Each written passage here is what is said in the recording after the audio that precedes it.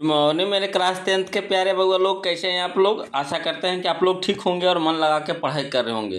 तो बउआ लोग, आज हम लोग है ना सोशल साइंस यानी सामाजिक विज्ञान में इतिहास यानी हिस्ट्री है ना, बुक का जो नाम है हमारा क्लास 10th का, इसका नाम है इतिहास की दुनिया, जिसका हम लोग है ना चैप्टर नंबर फर्स्ट का भी ऑब्जेक्टिव करने वाले हैं बउआ लोग, है ना। यूरोप में राष्ट्रवाद, चैप्टर का नाम है यूरोप में राष्ट्रवाद। आज हम लोग इसी का भी ऑब्जेक्टिव करने वाले हैं बउआ लोग। इसमें आपको 2011 से लेकर के 2025 तक के क्वेश्चन आपको मिलेगा बउआ लोग, है ना।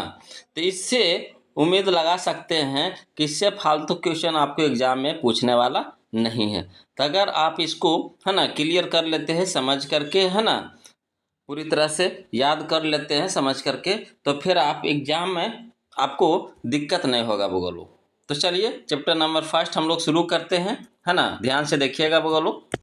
चलिए बगलो, तो क्वेश्चन नंबर फर्स्ट देखते हैं, ध्यान से देखिएगा और कोशिश कीजिएगा कि इसको पहले आप खुद से बनाइए, ईमानदारी से खुद से बनाइए, है ना। उसके बाद जो हम आंसर बताएंगे उससे आपको मिलाते चलना है और देखिएगा कि कितना नंबर के आप बना पा रहे हैं, है ना। इससे आपका टेस्ट भी हो जाएगा और साथ साथ में आपका ऑब्जेक्टिव भी क्लियर हो जाएगा। तो क्लियर है, तो चलिए शुरू करें। तो देखिए क्वेश्चन नंबर फर्स्ट देखिए, कहता है निम्नलिखित में से कौन जर्मन चांसलर था। निम्नलिखित में से कौन जर्मन चांसलर था। तो देखिए जर्मन चांसलर आपका कौन था लोग, तो बिस्मार्क था। कौन था? बिस्मार्क था। ऑप्शन नंबर सी हमारा सही हो जाएगा। चलिए क्वेश्चन नंबर 2 देखिए, कहता है सेडन के युद्ध में किसकी पराजय हुई थी, है ना। सेडन के युद्ध में किसकी पराजय हुई थी, तो फ्रांस की पराजय हुई थी बगलो। ऑप्शन नंबर ए हो जाएगा फ्रांस की, है ना। चलिए क्वेश्चन नंबर 3 देखते हैं बगलो। क्वेश्चन नंबर 3 देखिए, कहता है कि निम्न में किसने अपने देश में अनिवार्य सैन्य सेवा लागू की थी। निम्न में किसने अपने देश में अनिवार्य सैन्य सेवा लागू की थी। इसका सही ऑप्शन हो जाएगा बोलो हमारा ऑप्शन नंबर सी हो जाएगा, है ना, बिस्मार्क। ऑप्शन नंबर सी हो जाएगा बिस्मार्क। क्लियर है। चलिए क्वेश्चन नंबर 4 देखिएगा बोलो, बहुत अच्छा क्वेश्चन है ना। सब देखिए 2025 में पूछा गया क्वेश्चन है। देखिए कहता है 1853-54 के, है ना, क्रीमिया युद्ध में काबूल ने किस देश की ओर से युद्ध में सम्मिलित होने की घोषणा की। समझिएगा, कहता 1853-54 के क्रीमिया युद्ध में काबूल ने किस देश की ओर से युद्ध में सम्मिलित होने की घोषणा की। तो इसका सही ऑप्शन हो जाएगा हमारा ऑप्शन नंबर ए हमारा सही हो जाएगा बोलो फ्रांस, है ना, फ्रांस की ओर से।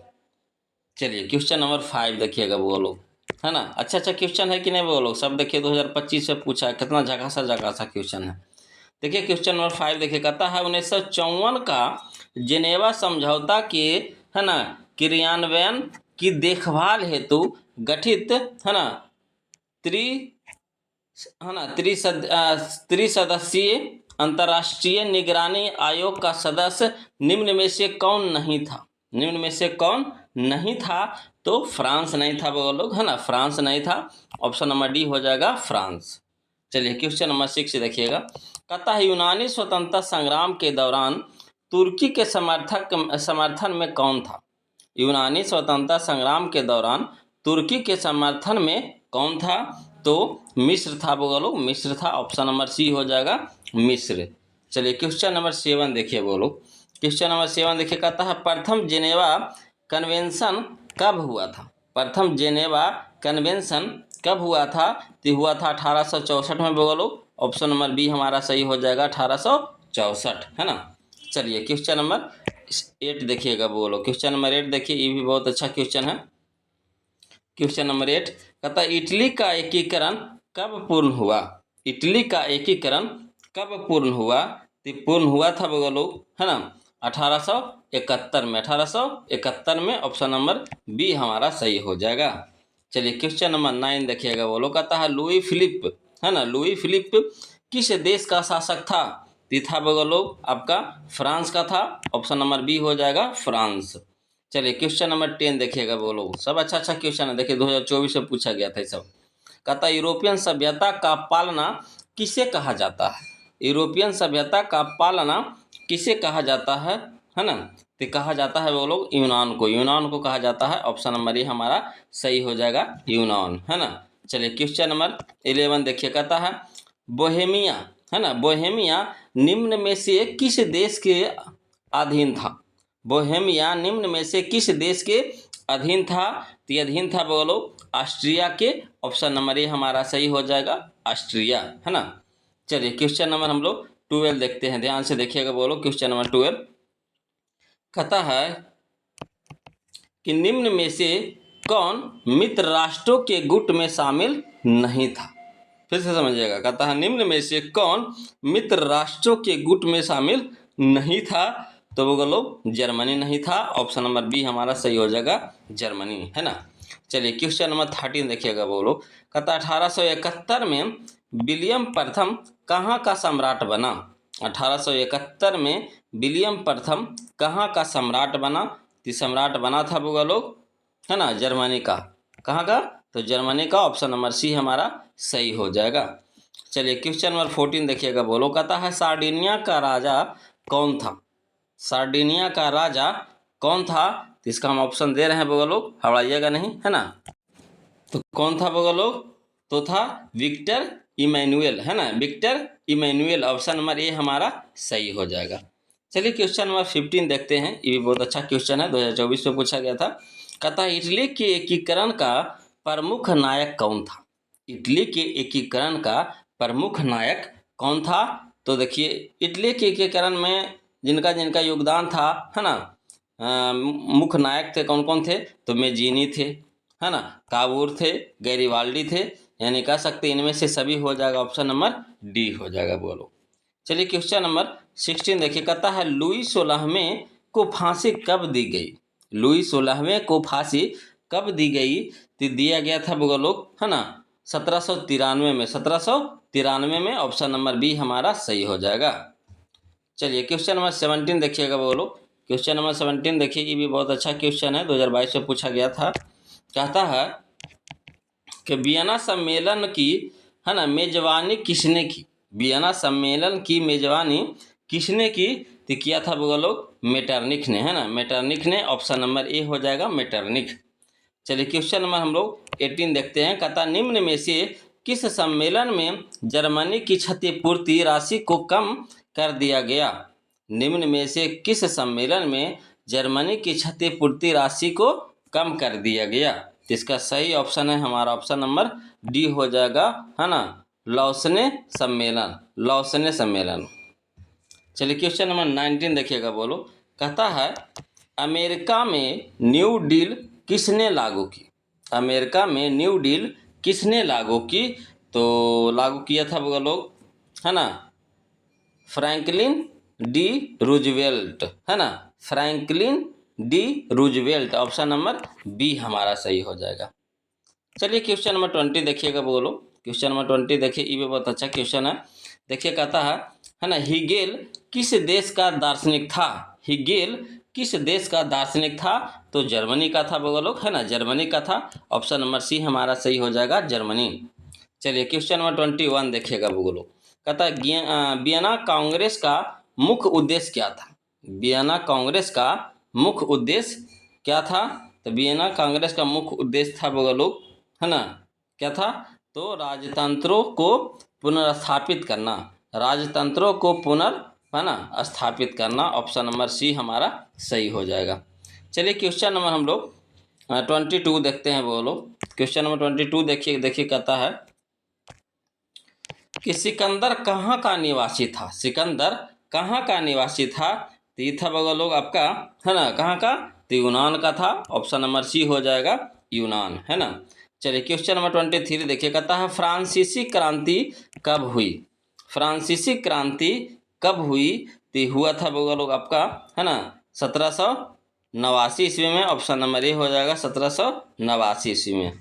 चलिए क्वेश्चन नंबर हम लोग 24 देखते हैं, कहता राष्ट्रीय आंदोलन का केंद्र, है ना, जेना विश्वविद्यालय कहाँ स्थित है? राष्ट्रीय आंदोलन का केंद्र जेना विश्वविद्यालय कहाँ स्थित है? यह है वो लोग आपका जर्मनी में है। ऑप्शन नंबर बी हमारा सही हो जाएगा, जर्मनी, है ना। चलिए क्वेश्चन नंबर 25 देखते हैं वो लोग। क्वेश्चन नंबर 5 देखते हैं। देखिए कहता है कोसुथ का संबंध किस देश से है? कोसुथ का संबंध किस देश से है? तो हंगरी से है बोलो, ऑप्शन नंबर डी हो जाएगा हंगरी। चलिए क्वेश्चन नंबर 26 देखिए कहता है इटली तथा जर्मनी वर्तमान में किस महादेश के अंतर्गत आते हैं? इटली तथा जर्मनी वर्तमान में किस महादेश के अंतर्गत आते हैं? तो यह आता है बोलो यूरोप, है ना, यूरोप महादेश के अंतर्गत आते हैं। ऑप्शन नंबर सी हो जाएगा यूरोप, है ना। चलिए क्वेश्चन नंबर हम लोग 27 देखते हैं बोलो। देखिए बोलो क्वेश्चन नंबर 27 देखिए, ये भी बहुत अच्छा क्वेश्चन है। कहता है फ्रांस में किस शासन वंश की पुनर्स्थापना वियना कांग्रेस द्वारा की गई थी? फिर से समझिएगा, कहता है फ्रांस में किस शासन वंश की पुनर्स्थापना वियना कांग्रेस के द्वारा की गई थी? तो इसका सही ऑप्शन है हमारा ऑप्शन नंबर सी हो जाएगा बुर्बो वंश की स्थापना, है ना, बुर्बो वंश की स्थापना। चलिए क्वेश्चन नंबर 28 देखिए कहता है मेजीनी का संबंध किस संगठन से था? मेजीनी का संबंध किस संगठन से था? तो कार्बोनरी, है ना, कार्बोनरी। ऑप्शन नंबर बी हो जाएगा कार्बोनरी। चलिए क्वेश्चन नंबर 29 देखते हैं वो लोग, ये भी बहुत अच्छा क्वेश्चन है, 2021 में पूछा गया था। देखिए कहता है कि इटली एवं जर्मनी के एकीकरण के विरुद्ध निम्न में कौन था? है ना, निम्न में कौन था? इटली एवं जर्मनी के एकीकरण के विरुद्ध निम्न में कौन था? तो ऑस्ट्रिया था बोलो, ऑप्शन नंबर सी हो जाएगा ऑस्ट्रिया, है ना। चलिए क्वेश्चन नंबर 30 देखिए कहता है काउंट काबूर को विक्टर इमैनुअल, है ना, ने किस पद पर नियुक्त किया? काउंट काबूर को विक्टर इमैनुअल ने किस पद पर नियुक्त किया?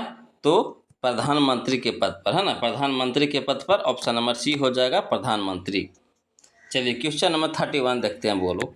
क्वेश्चन नंबर 31 देखिए, ये भी बहुत अच्छा क्वेश्चन है, देखिए कितना बार पूछा गया है ना। कहता है क्वेश्चन 31 कि गैरिबाल्डी पेशे से क्या था? गैरिबाल्डी पेशे से क्या था? तो नाविक था बोलो, ऑप्शन नंबर डी हो जाएगा नाविक, है ना। चलिए क्वेश्चन नंबर 32 देखिए कहता है जर्मन राइन राज्य का निर्माण किसने किया था? जर्मन राइन राज्य का निर्माण किसने किया था? ये भी लाजवाब क्वेश्चन है बोलो। तो किया था आपका नेपोलियन बोनापार्ट, है ना, Napoleon Bonaparte. Option number B हमारा सही हो जाएगा। चलिए क्वेश्चन नंबर हम लोग 33 देखते हैं। कहता है जालबेरिन कैसी संस्था थी? तो जालबेरिन व्यापारियों की संस्था थी। ऑप्शन नंबर बी हो जाएगा व्यापारियों की। चलिए क्वेश्चन नंबर हम लोग 34 देखते हैं बोलो। क्वेश्चन नंबर 34 देखते हैं। देखिए कहता है क्वेश्चन नंबर 34 कि रक्त एवं लौह, है ना, की नीति का अवलंबन किसने किया था? रक्त एवं लौह की नीति का अवलंबन किसने किया था? बहुत ही जगह सा क्वेश्चन बोल देखिए 2011, 17, 20, 23, 24, है ना, सब में पूछा गया है। तो कहता है रक्त एवं लौह की नीति का अवलंबन किसने किया था? तो किया था बोलो बिस्मार्क ने। ऑप्शन नंबर सी हो जाएगा बिस्मार्क। चलिए क्वेश्चन नंबर 35 देखिए कहता है फ्रैंकफर्ट की संधि कब हुई? ये भी अच्छा क्वेश्चन है। फ्रैंकफर्ट की संधि कब हुई? तो हुआ था बोलो आपका, है ना, 1871 में। ऑप्शन नंबर डी हो जाएगा 1871 में। चलिए क्वेश्चन नंबर हम लोग 36 देखते हैं बोलो। क्वेश्चन नंबर 36 देखते हैं। कहता है यूरोप वासियों के लिए किस देश का साहित्य एवं ज्ञान विज्ञान प्रेरणा स्रोत रहा? यूरोप वासियों के लिए किस देश का साहित्य एवं ज्ञान विज्ञान प्रेरणा स्रोत रहा? तो यूनान, है ना, यूनान हो जाएगा बोलो। ऑप्शन नंबर बी हो जाएगा यूनान। चलिए क्वेश्चन नंबर हम लोग 37 देखते हैं बोलो। क्वेश्चन नंबर 37 देखते हैं। देखिए कहता है क्वेश्चन नंबर 37 कि नेपल्स की क्रांति कब हुई थी? नेपल्स की क्रांति कब हुई थी? तो हुआ था बोलो 1821 ईस्वी में। ऑप्शन नंबर बी हो जाएगा 1821 में। चलिए क्वेश्चन नंबर 38 देखिए कहता है चार्टिस्ट आंदोलन कहाँ हुआ? चार्टिस्ट आंदोलन कहाँ हुआ? तो इंग्लैंड में हुआ था बोलो। ऑप्शन नंबर डी हो जाएगा इंग्लैंड, है ना। चलिए क्वेश्चन नंबर 39 देखिए कहता है यूनान को एक स्वतंत्र राष्ट्र घोषित किया गया। यूनान को एक स्वतंत्र राष्ट्र घोषित किया गया, है ना। तो कब किया गया था बोलो? तो 1832 ईस्वी में किया था, है ना। ऑप्शन नंबर बी हो जाएगा 1832 ईस्वी में। चलिए क्वेश्चन नंबर 40 देखिए बोलो। कहता ऐतिहासिक, है ना, द्वंद्ववाद की व्याख्या किसने की? तो किए थे बोलो हीगेल ने, है ना, हीगेल। ऑप्शन नंबर ए हो जाएगा हिगेल ने। चलिए क्वेश्चन नंबर 41 देखते हैं, बोलो क्वेश्चन नंबर 41 देखिए, कहता है क्वेश्चन नंबर 41 है ना कि एड्रियानोपुल की संधि कब हुई। एड्रियानोपुल की संधि कब हुई, तो हुआ था 1829 में, बोलो ऑप्शन नंबर बी हो जाएगा 1829। चलिए क्वेश्चन नंबर हम लोग 42 देखते हैं, कहता है एड्रियानोपुल की संधि किन दो देशों के बीच हुई। जो संधि हुआ था 1829 में, तो किनके किनके बीच हुआ था, तो हुआ था बोलो तुर्की और रूस के बीच। ऑप्शन नंबर ए हो जाएगा तुर्की रूस, है ना। चलिए क्वेश्चन नंबर 43 देखिए, कहता है सेडौन का युद्ध किनके बीच हुआ। सेडौन का युद्ध किनके बीच हुआ, तो हुआ था बोलो फ्रांस और प्रसा के बीच। ऑप्शन नंबर सी हो जाएगा फ्रांस और प्रसा के बीच। चलिए क्वेश्चन नंबर हम लोग 44 देखते हैं, बोलो क्वेश्चन नंबर 44 देखिए, कहता है किस देश का हंगरी पूर्ण है ना आधिपत्य था। किस देश का हंगरी पर पूर्ण आधिपत्य, है ना, पढ़ने में मिस्टेक हो गया, बोलो कहता है किस देश का हंगरी पर पूर्ण आधिपत्य था, तो ये था बोलो आपका ऑस्ट्रिया का, है ना, ऑस्ट्रिया का पूर्ण आधिपत्य था। ऑप्शन नंबर बी हो जाएगा ऑस्ट्रिया। चलिए क्वेश्चन नंबर हम लोग 45 देखते हैं, बोलो चलिए देखिए, बोलो क्वेश्चन नंबर 45 देखिए, कहता है पोलैंड के विद्रोह को किसने कुचल दिया। पोलैंड के विद्रोह को किसने कुचल दिया, तिथवा रूस था, बोलो कौन था, रूस। ऑप्शन नंबर ए हो जाएगा रूस। चलिए क्वेश्चन नंबर 46 देखिए, कहता सन 1870 में, है ना, सन 1870 में फ्रांस और प्रसा के बीच युद्ध कहाँ हुआ था। सन 1870 में फ्रांस और प्रसा के बीच युद्ध कहाँ हुआ था, तो युद्ध हुआ था बगलो सेडौन में युद्ध हुआ था। ऑप्शन नंबर ए हो जाएगा सेडौन, है ना। चलिए क्वेश्चन नंबर 47 देखिए, कहता किस युद्ध के बाद जर्मनी का एकीकरण पूरा हुआ। किस युद्ध के बाद जर्मनी का एकीकरण पूरा हुआ, तो हुआ था बोलो सेडौन का युद्ध, है ना। सेडौन का युद्ध के बाद जर्मनी का एकीकरण पूरा हुआ, सेडौन का युद्ध। ऑप्शन नंबर डी हो जाएगा सेडौन, है ना। चलिए क्वेश्चन नंबर 48 देखते हैं, कहता है क्वेश्चन नंबर 48 कि यंग यूरोप का संस्थापक कौन था। यंग यूरोप का संस्थापक कौन था, तो बोलो मेजीनी था, है ना। ऑप्शन नंबर ए हो जाएगा मेजीनी। चलिए क्वेश्चन नंबर 49 देखिए, कहता है यूरोप का मरीज किसे कहा जाता था। यूरोप का मरीज किसे कहा जाता था, तो तुर्की को। ऑप्शन नंबर ए हो जाएगा तुर्की, है ना। चलिए क्वेश्चन नंबर 50 देखिए, कहता है वियना कांग्रेस कब हुआ था। वियना कांग्रेस कब हुआ था, तो हुआ था 1815 ईस्वी में। ऑप्शन नंबर ए हो जाएगा 1815 में, है ना। चलिए क्वेश्चन नंबर हम लोग 51 देखते हैं, बोलो क्वेश्चन नंबर 51 देखते हैं, है ना।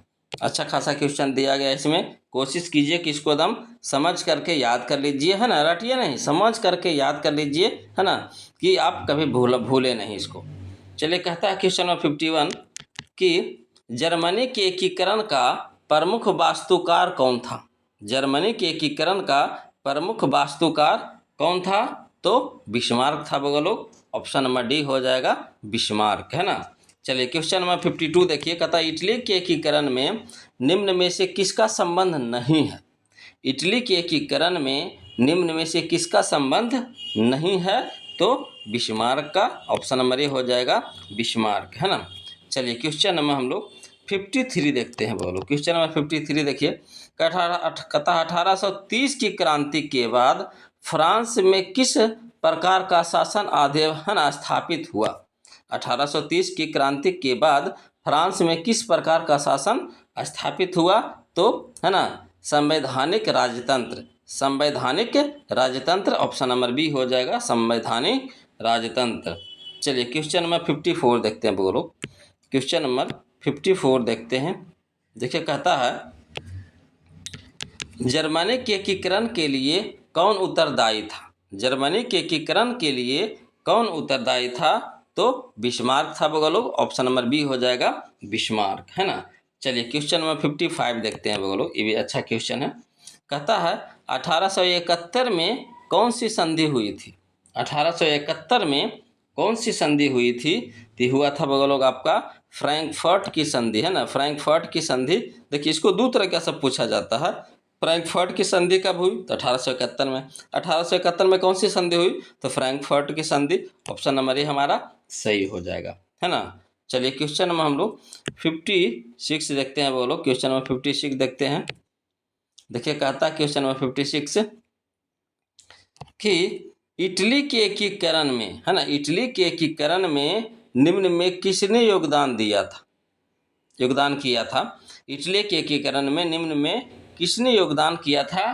तो है ना, देखिए इटली के एकीकरण में योगदान किनका किनका था, जो कह रहा है बता रहे हैं आपको। तो मेजीनी एवं इमैनुअल का भी था, गैरिबाल्डी का था भी, है ना, और काउंट काबूर का भी था। यानी कह सकते हैं इनमें से सभी हो जाएगा, ऑप्शन नंबर डी हो जाएगा बोलो। चलिए हमारा लास्ट क्वेश्चन होगा बोलो 57, है ना, 57 हमारा लास्ट क्वेश्चन होगा। तो इसको देखने से पहले बोलो, अगर आपको वीडियो अच्छा लग रहा है, पसंद आ रहा है, तो प्लीज़ वीडियो को लाइक कर दीजिएगा जाने से पहले, है ना। और जो अभी तक चैनल को सब्सक्राइब नहीं किए हैं तो प्लीज़ चैनल को सब्सक्राइब कर लीजिएगा बोलो। कहा कि आपको जब भी वीडियो हम अपलोड करेंगे तो आपके यहाँ नोटिफिकेशन चला जाएगा, इससे आपको पता चल जाएगा कि सर वीडियो भेज दिए हैं, है ना। और अगर आप में से कि कोई मैथ का भी, है ना, इच्छुक है पढ़ने के लिए, अगर आप तो कहीं ना कहीं तो पढ़ ही रहे होंगे, ऐसा बात तो नहीं है कि नहीं पढ़ रहे होंगे, कहीं ना कहीं तो पढ़ रहे होंगे। अगर हमसे भी पढ़ना चाहते हैं एक बार, है ना, तो प्लीज़ कमेंट कीजिएगा और ये भी कमेंट कर दीजिएगा कि आप कौन सा बुक से पढ़ना चाहते हैं। जो भी बुक आप बोलिएगा वही बुक हम चालू कर देंगे, है ना। जो बुक से आप बिहार बोर्ड के जो भी बुक हो आपको, है ना, ऑब्जेक्टिव के लिए जो भी बुक कहिएगा वो बुक से हम चालू कर देंगे, है ना। तो देखते हैं कौन कौन सा लोग इच्छुक है पढ़ने में, है ना, पढ़ने के लिए कौन कौन से इच्छुक हैं, प्लीज़ कमेंट कीजिएगा। चलिए देखते हैं क्वेश्चन नंबर 57 कि रॉबर्ट ओवन, है ना, रॉबर्ट ओवन कहाँ का निवासी था। तो निवासी था वो लोग आपका ब्रिटेन का। कहाँ का, ब्रिटेन का। ऑप्शन नंबर सी हमारा सही हो जाएगा, है ना। तो देखिए अगर पसंद है तो इच्छुक हैं तो कमेंट कीजिएगा। अगर हमको कहिएगा तो हम तो 3-4 किताब से तो पढ़ा ही देंगे, है ना, 3-4 किताब से तो पढ़ा ही देंगे। अगर आपकी कोई फरमाइश है ना, इच्छा है कि ना सर हमको इस बुक से पढ़ा दीजिए, तो वही बुक हम चालू कर देंगे। तो देखते हैं, है ना, कौन कौन सा बुक का नाम भेजते हैं, तो भेजिएगा ज़रूर, है ना। तो आज के लिए इतने रखते हैं वो लोग, फिर मिलते हैं हम लोग अगले वीडियो में। तब तक के लिए जय हिंद।